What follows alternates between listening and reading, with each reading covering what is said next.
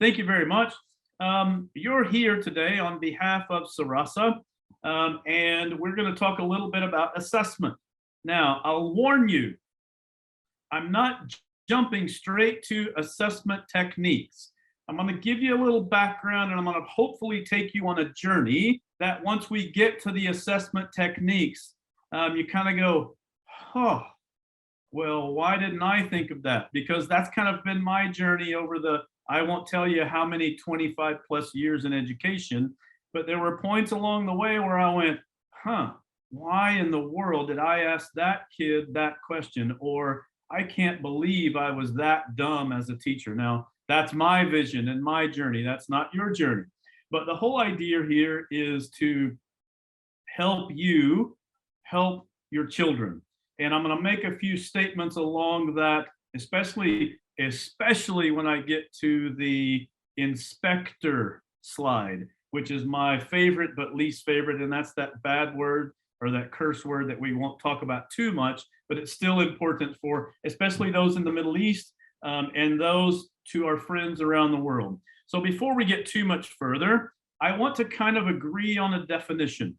And we want to agree on, well, what really is assessment, Michael? What are we talking about here?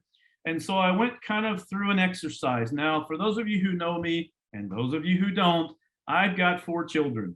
And my 4 children are the thumb generation children. And they're also the Alexa generation. And so we did a little bit of a fun activity as I was preparing this masterclass for you.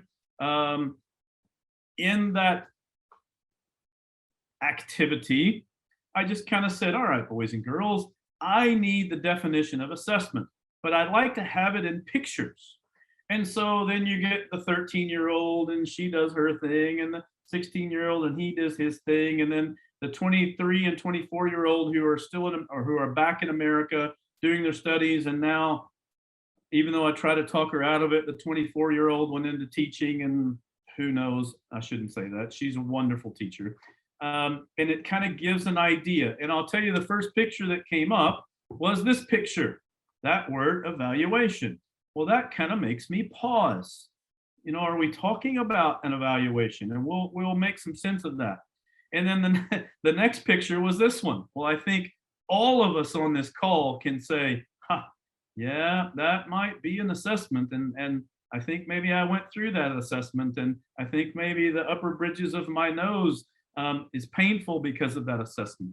And then here are a few other ideas and photos and pictures that came up in terms of assessment. And that has to do a lot with me. And I'm scared to death that Google knows this much about me, even though I knew they knew this much about me, because I'm not a social media person. I don't Facebook, I don't Instagram, but I do a lot of research on both the classes that I teach through Suraasa and then also the schools that I support as a Suraasa consultant.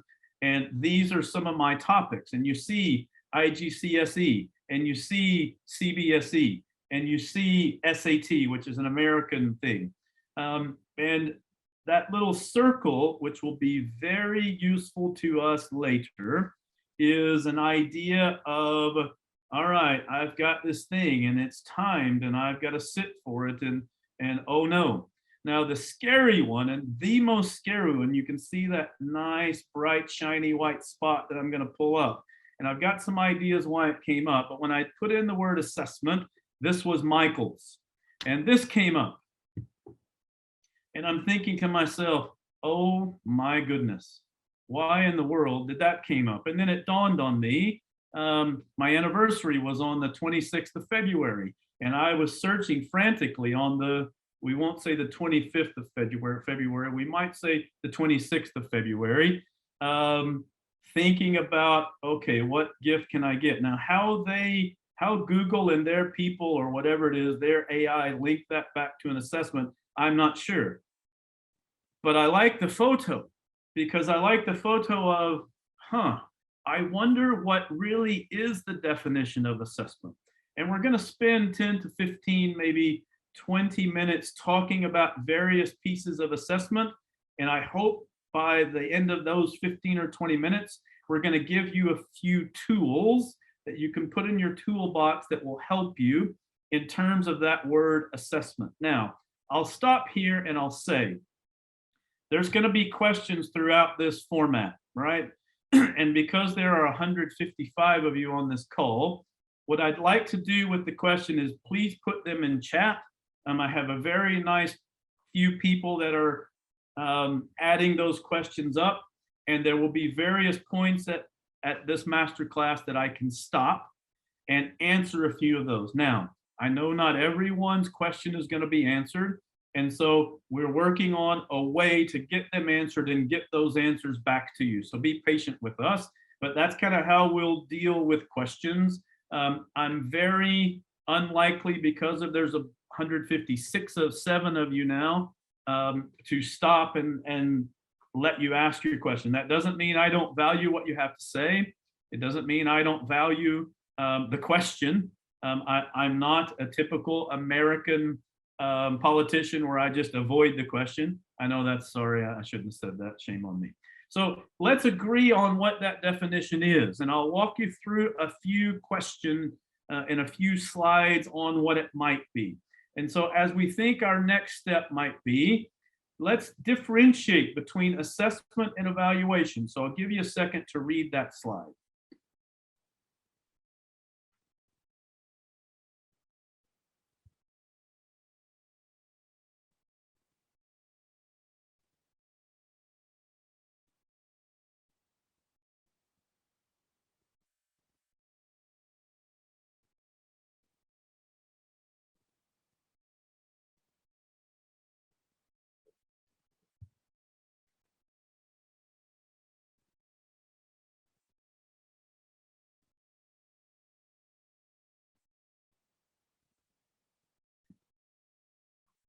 So I'll take this first point to give you a little idea of why Michael didn't say anything for 60 seconds.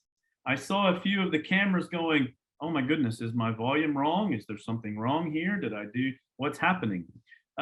This is a little teaching moment from Michael to you. One of the things that often happens when we teach, and we being all of you on this call, we get in the way, especially when our students are reading. And I would venture to say that the vast majority, and I'll give you a KHDA word here, almost all of us on this call, that's 90%, are teachers or are affiliated some way within the classroom. And when I say we get in the way, our learners are likely second language learners.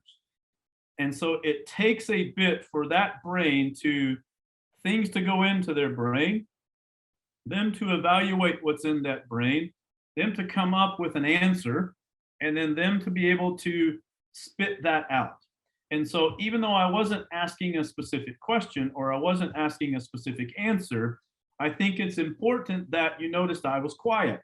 Now, we as teachers, oh, that drives us crazy, doesn't it? We cannot stand quiet in the classroom. But what we're finding is, and the studies are showing this, especially out of the universities, is that allows that thinking time. Now, I'll let you in on the bad word that a lot of us hear all the time, critical thinking. Wow, we don't like that word very much. And I'll have to tell you, I'm not that great on it myself. But what I do know is if I'm allowing you to read and acquire and comprehend and critically think, if I'm talking over you while you're reading, it's likely your brain turned off and I'm trying to listen to you, or me in this case. And so that's just a little teaching tidbit, a part of this particular masterclass that Suraasa is allowing us to deliver. And so as we look at that, that goes back to our slide, right? In terms of, all right, well, what's an assessment and what's an evaluation? So we remember maybe things like diagnostic. Okay, well, that's diagnosing something, right? Or maybe we remember things like summative and formative or assessment of learning, all those fun little buzzwords that everybody likes. But here's a good one. And then I think if I take you back to that photo Now you have an idea of where those might fall. Where are we in terms of assessment? Well, I'm going to kind of blend the lines a little bit over the next 20, 25, 30 minutes of specific to assessment. Some of our assessments we're going to learn are evaluations, and it's important that we know about them. And others of us, my goodness, I'm talking a million miles an hour. Others of us are going to realize an assessment is within that 40 minutes of a lesson. And so I like this particular slide because it differentiates between the two. And I want to make sure that when I blend those lines, your brain has a chance to keep them separate. So I'll zip it for a second.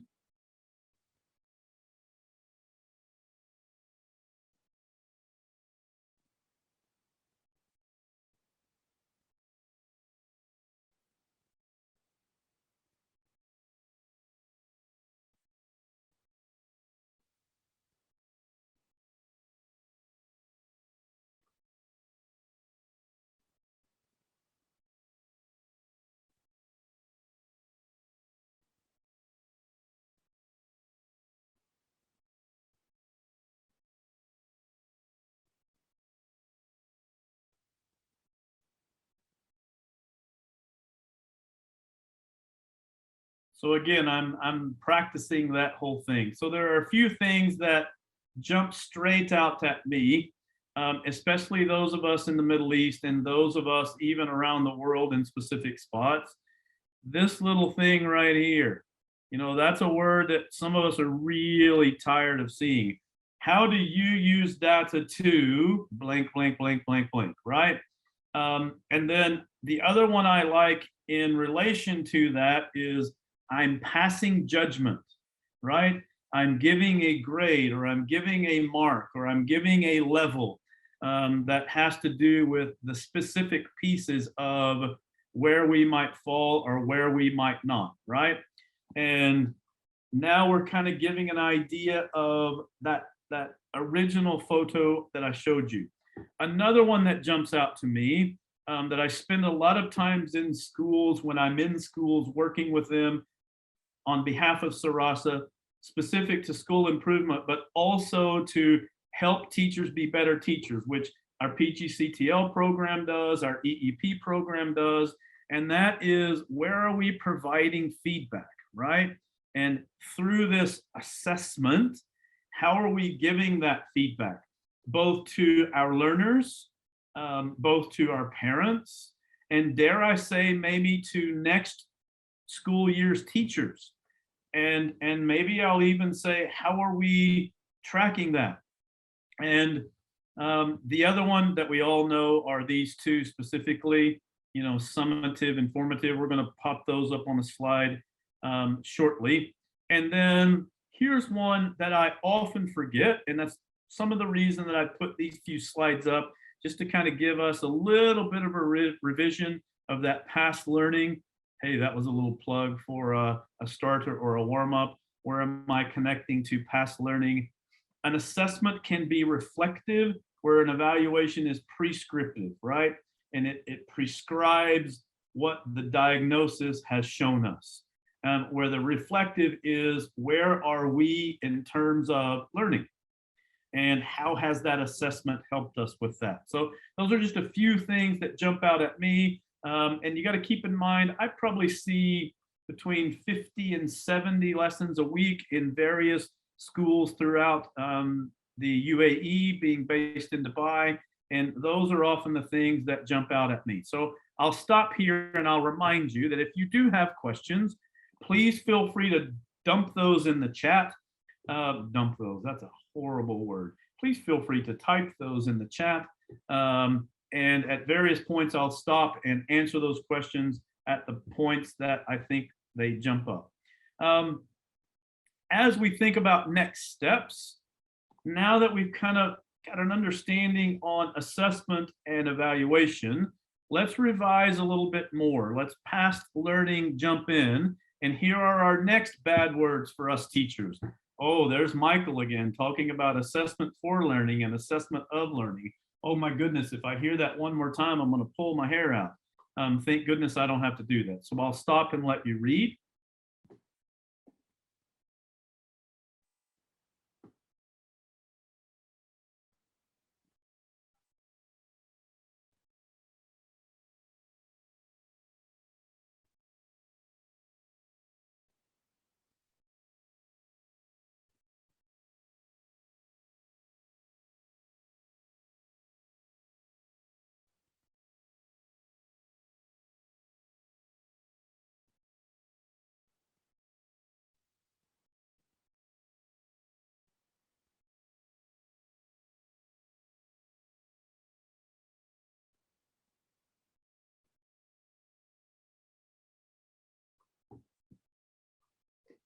So again, I'm trying to take you on a journey. I'm trying to get that past learning for us, thinking about where our next steps are. Mr. Pika just put a wonderful message into the chat of, there's a difference between formative and summative. And we're going to talk and make that connection, I hope. But for learning, and where does all of that fit, right? Is that the beginning of a lesson? Well, we do, all of us focus in our schools, or we try to at various points on pre-assessment, right? And then we take that data and that informs, that's that formative word, what we do next.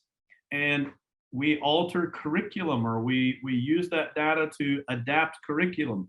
Those are two big KHDA words. They even have their own indicator, 4.1 and 4.2 of, adapting curriculum and altering curriculum, and thinking about what that looks like. And then we have that assessment of learning. So I've done my teaching, I've done my thing. Now it's time to see what they can do. And again, all of us, or I would say, almost all of us on this call probably know those things, but I want to review them or revise them as we take our next step into remembering who's in our classroom. And then finally, we'll get to that point of techniques, which will always be important to us. So, we see these bad words, and I'll go back up a slide. Oops, no, I won't. And we see the comparisons of evaluation, assessment. There are times when an evaluation is part of an assessment program. And we find that the statutory bodies in most countries in the Middle East, they even give it its own section, teaching and assessment, or teaching skills, or learning skills responding to teaching. And everything that we do, we're even in a few slides, we're going to tie in inclusion children, and inclusion students, and where they fall in these categories, and how we can support them. So this next slide, again, it's a lot of stuff, but it's kind of a revision. And again, Michael will zip it for just a few seconds to allow you to read it.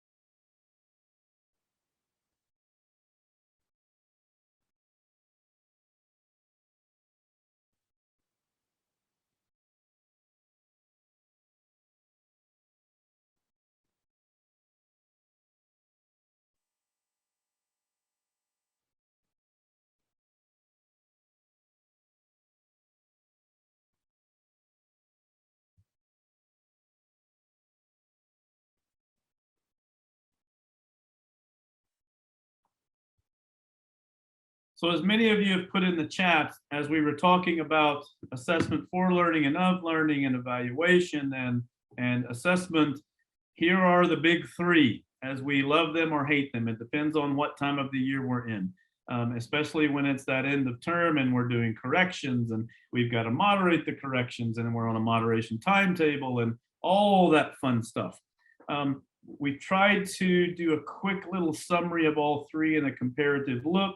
I've underlined them for a specific reason, to make the connection to the previous two slides, because once we get into the next 3 or 4 slides, we're going to kind of start bringing that journey to an exit point, we hope. There's that exit word. I like the word diagnostic in terms of it diagnoses, or it identifies on a set of standards. It's no different than we go for our COVID test, if you can remember that picture earlier in this masterclass. And that was set against a specific standard. Is it a fever thing? Nowadays, it's a nose swab, but originally it was, all right, I have these symptoms, and then I take these symptoms in and I get tested, or I get assessed, and I am diagnosed. Here are a few of the common techniques in terms of diagnostics. I'll touch on one or two of these later, and it will become important as we make these connections.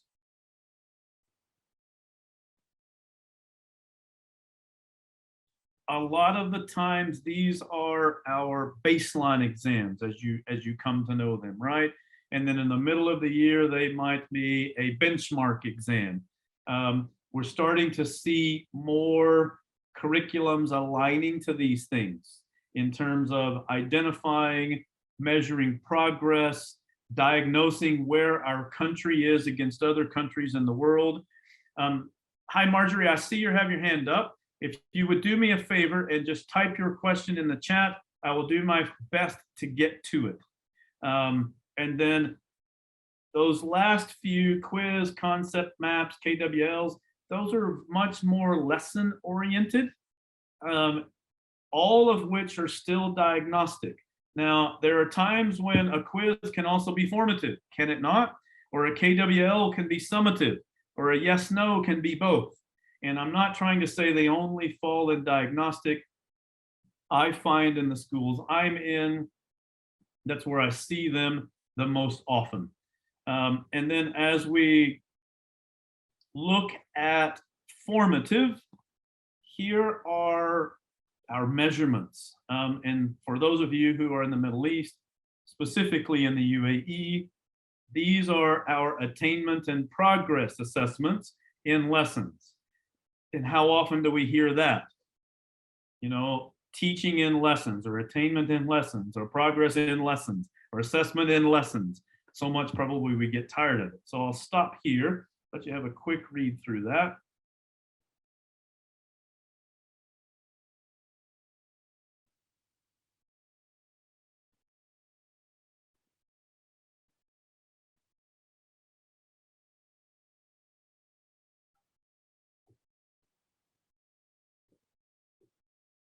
And so what you see in those dot points in the formative are assessment methods and teaching methods for assessment. And again, we'll touch on a few of those in a few later slides, but these are all opportunities for children or students to show you attainment, or show you, as we like to say, for a simple definition, which I need, is the children are getting what I'm teaching. And what I hope and what I expect when I walk into a lesson as a consultant, even back in the days when I was a principal, or maybe even when I'm sitting in the inspector chair, is, are these aligned to something?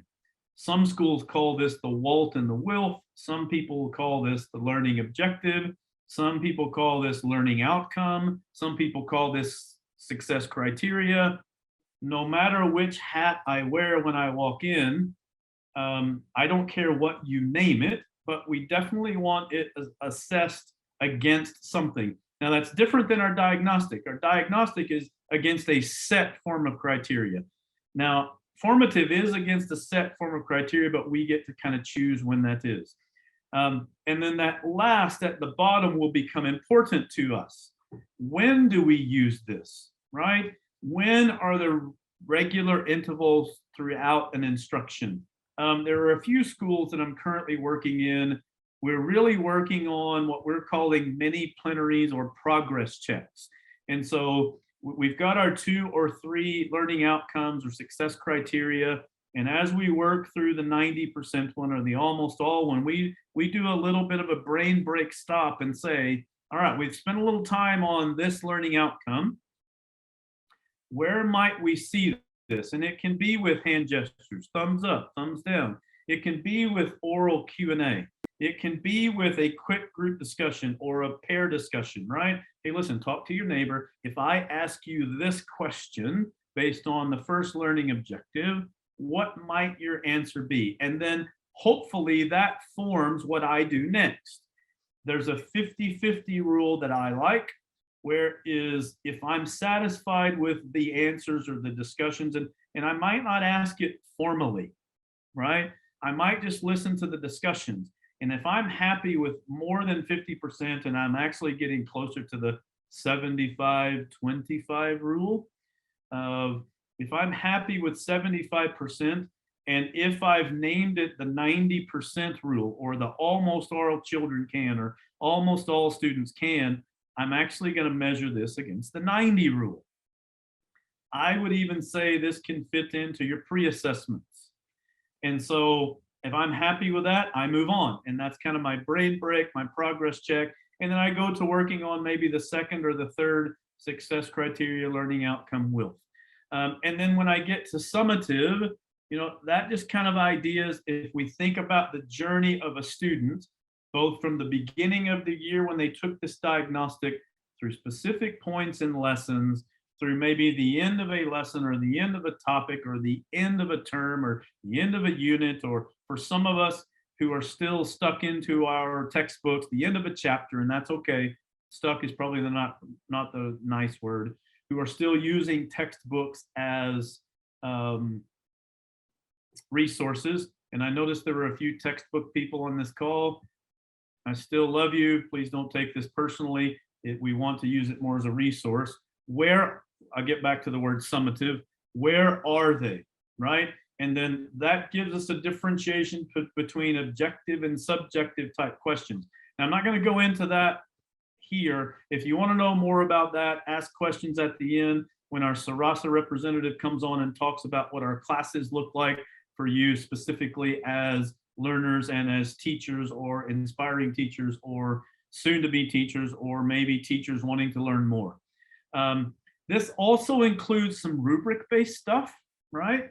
Some project work, some portfolios. That's also a type of assessment, and it's a summative type of assessment. And what I specifically like, and I actually think I will underline it because it's some of my most favorite coming out of some inspection training that I've done in the last 18 months, is performance tasks. And so what that means is we're getting away from right or wrong answer. We're getting away from correct or incorrect. And so we often, as teachers, especially when there are others in our lessons, we love to ask questions so that we get the most correct answers because we think that makes us look good. And especially we think it makes us look good in front of the people in our room. Well, can I let you in on a little secret? It really doesn't, because we're less interested in how many correct answers you get, because most of the time that is a very base Bloom's taxonomy level, and that's not what we're wanting, right? We're really wanting children to be advantaged, and how many opportunities can we give them? And if we're only in that bottom of correct answer, we're not allowing them to perform. And that's why I like that word performance task in terms of an assessment. Now, that doesn't mean go do this task and show me the answer you got, right? That means I'm going through a project or a process that maybe a little bit is knowledge and understanding. And then maybe I take that and I do a little analysis on it. And then maybe I take that and I create or build my own, whatever that is. Either way, it doesn't inhibit children. And that's the whole idea. And I'm going to talk about that in the next few slides. So that just kind of gives you now our revision pieces. I think I've cleared all my drawings and everyone else's. As we think about where our journey goes next, that might be here.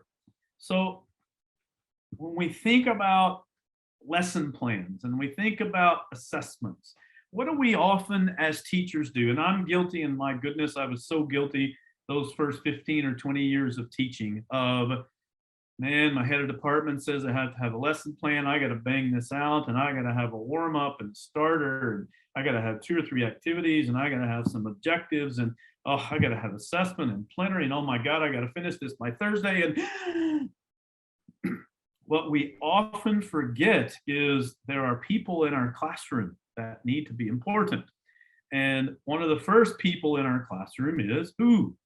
Well, the student. And so what we're learning more and more, especially on the viewpoint of assessment and taking a bigger, broader look instead of just a specific, let me finish this, let me get this done, let me get my 3 MCQs and my 2 true falses. All right, I'm done, Michael's done. All right, what's next? I take a breath and I think about that I have children in my lesson and I have students in my lesson. And oftentimes when you say that word assessment, you end up with a student like this.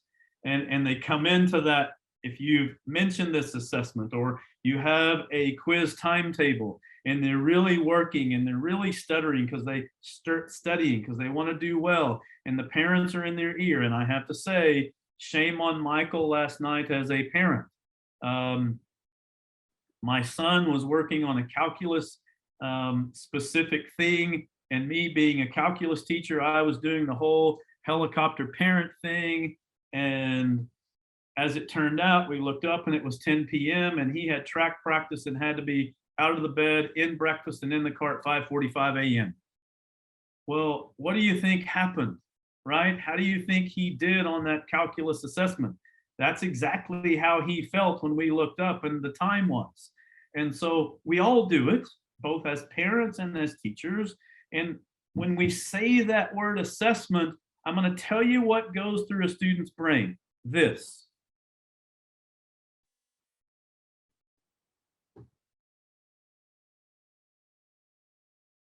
And I say this tongue in cheek, but not really, because as it turns out, oftentimes our students don't know the word assessment.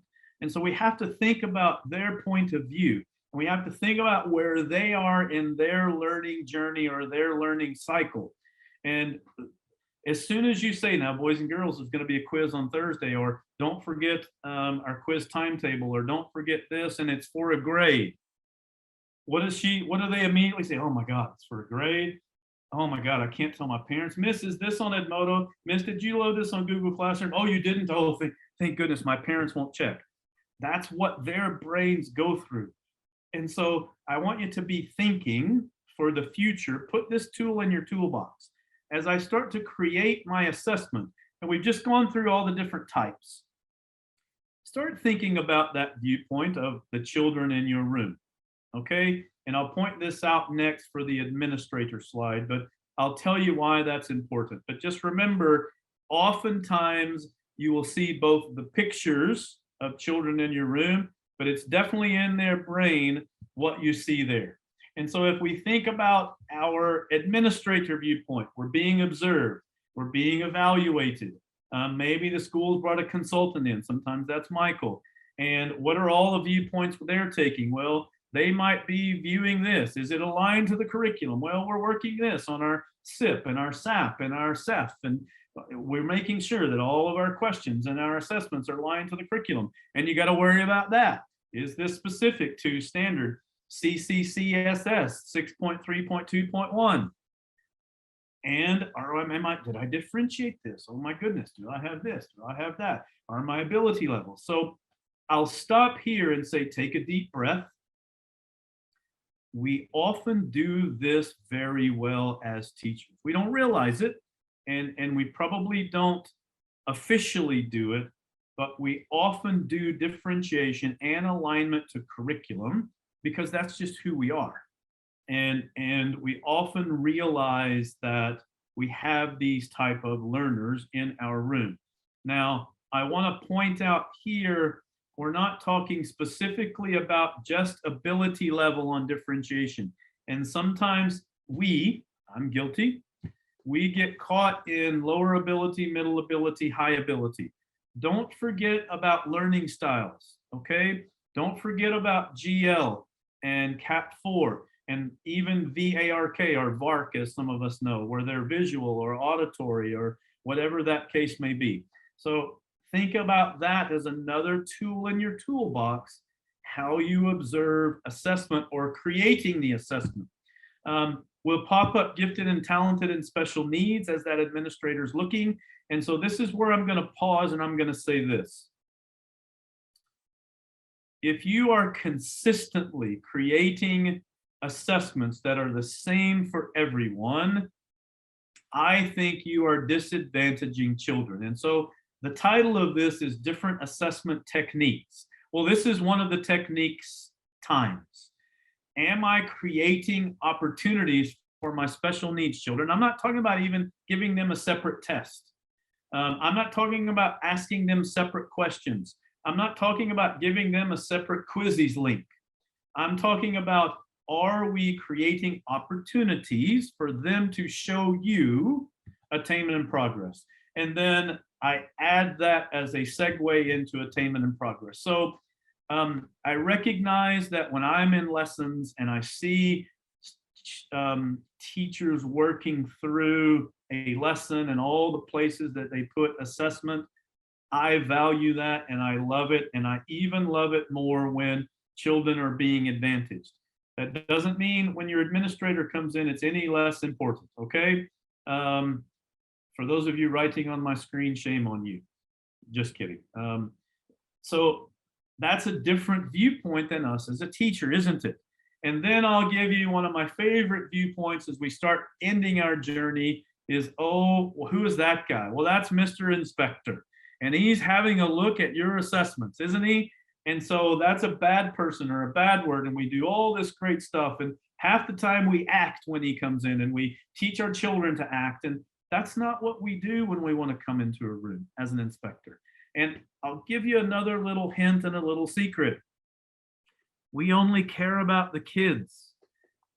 There is a certain amount of teacher watching that we do, but at the end of the day, especially when we term assessment, are you, or is this assessment, and it doesn't matter if you do one assessment, doesn't matter if you do 5 assessments, it doesn't matter if it's a Q&A or an exit ticket, are you advantaging children?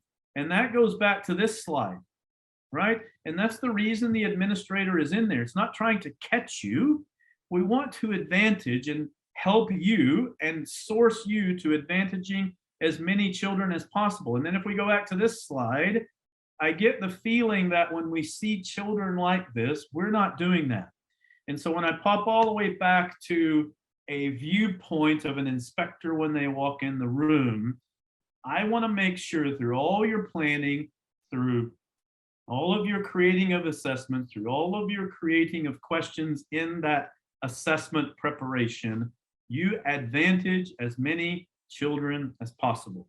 That's my goal when I sit and inspect your lessons, right? And when your administrators are in there, I was a principal many times, vice principal, head of curriculum, Department of Science. I'm never trying to catch you doing something wrong. What we often focus on when we give feedback is, here are all the things you need to improve.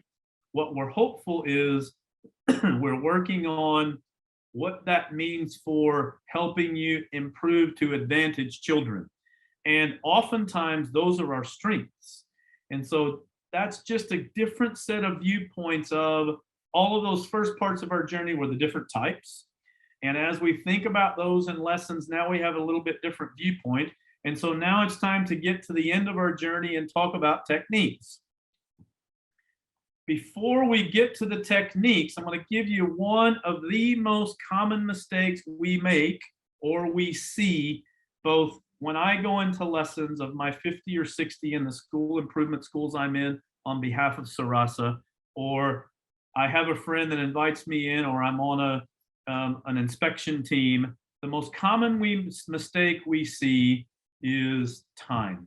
If you'll remember that original picture I showed you, are we giving our children enough time? And also, if you'll remember back to my model where I didn't talk for a minute or 2 minutes or 30 seconds or 15 seconds. When I'm asking my Q&A or I'm asking my quiz time or I'm giving my exit ticket, am I rushing through it? Well, often we are. And I was guilty as a teacher. Shame on Michael. And I look at all the children and I think about all the children that I've talked to. I can't believe I disadvantaged so many children before I kind of started to figure it out. Give them time to answer. And I'm going to tell you why. And here are the studies that I'm learning. and I've been involved in a couple of white paper studies that I was allowed to participate in. What we know is this: when you ask a question, I don't care how deep the question is, I don't care if it's an immediate knowledge question.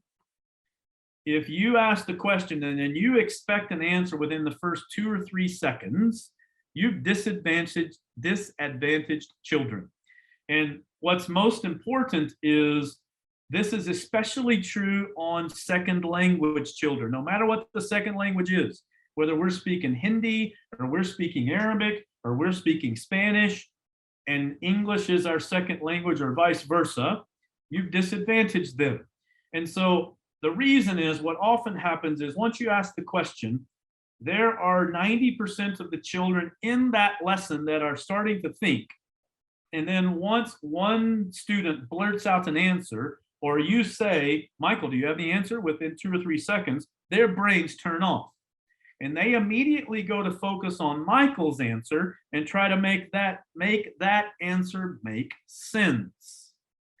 And so when I think about and I watch lessons, if you don't take anything else out of this, as you're assessing children, especially in a Q&A type or an exit ticket or an entry ticket or a pre-assessment, give them time. And even if you have to train your students, boys and girls, from now until the end of school in my class, when I ask you a question, I don't want an answer for at least 15 seconds. You're letting children think. You're letting those little brains work. But what's most important, especially in assessments, you're giving those brain connections time to connect so that when they're asked this on a diagnostic or maybe in a summative or maybe in a board exam, they might get stuck and all of a sudden they'll go, oh, I remember when. And if you immediately ask for an answer, they don't get to make the connection. So they don't very seldom get to remember when. So I want to make sure that as a part of our journey in assessment, we take this with us. So now we're to the end of our journey. We get to jump into common techniques. So I'm going to go old school on you at the moment. What do we do as old school? Well, we Q&A our kids, right? Throughout the lesson, we're asking questions and we're hopeful for answers, and we do that immediate answer. And remember your time. So put this tool in your toolbox in terms of assessment. Give them time. And ladies and gentlemen, I don't care if it's just 10 seconds. Give them time. That same says for quiz. Now, a common rule of thumb I like with quizzes, and we know schools are quiz schools, and I was principal of 2 schools that were quiz schools because I don't want to say that's what the parents demanded, but that's kind of what the parents demanded because they wanted immediate feedback and they wanted some grades. And what does this mean? Is that 90%? Well, he only got 92. And make sure you give them time. And so my rule of thumb is once you set your quiz, make sure 2 things. It has some Bloom's advancement. It's not just knowledge and understanding. And once you've set it, have one of your peer teachers take it. Preferably if it's science, have a science teacher take it. Preferably if it's math and so on. And then double that time. And so if it takes that teacher 4 minutes to take a 4-question quiz, then you give your students 8 minutes. So that's just a good rule of thumb on quiz assessment techniques. We often see plenary in lessons, and then I'll even add one more for you. Hold on, there it is. That exit ticket in lessons. I don't want to say that's old school because I know these both work very well. Don't forget about these. And so what we're also, and remember that time word, what we're also seeing in lessons is we do really focus on our warm-up or our starter, our activity and our differentiation. And oh my God, I forgot, I've only got 2 minutes lesson. Okay, here's your exit ticket, you only have 2 minutes. Or here's the plenary and this is one slide. And I tell you what, just write this down and we'll do it tomorrow. Don't forget and take your time through the lesson so that when you do your exit ticket as an assessment technique, or you do a plenary, which your plenary should have some closure in it and some revision and then some evaluation and an assessment, give some time for it. Don't fall out of that. And then finally, and we do a lot of training in this through our courses in PGCTL through Suraasa, don't forget about some of these electronic techniques. And just because we're going back into face-to-face learning, learn more about them. Learn how they can help you. If anything, learn how they can help you save time. Now, the first couple of weeks when you're training your kids on this, it's going to take some time. And so just know that those are growing pains. In all the schools I'm in, our teachers are getting really consistent about this. But let me tell you another little secret. Your kids are better at it than you are. And so if you're into a school that has this opportunity and the Wi-Fi bandwidth or the device bandwidth to do these things, I encourage you to do it more and more, because you will get more true and live and real assessment data for yourself. And so that kind of ends our journey in terms of common techniques. We went from a lot of information in theory, which we all knew kind of as a revision, to don't forget the people in your classroom, okay? Always take their point of view and what that looks like. Don't forget time. And here are some ideas in terms of quiz and exit ticket.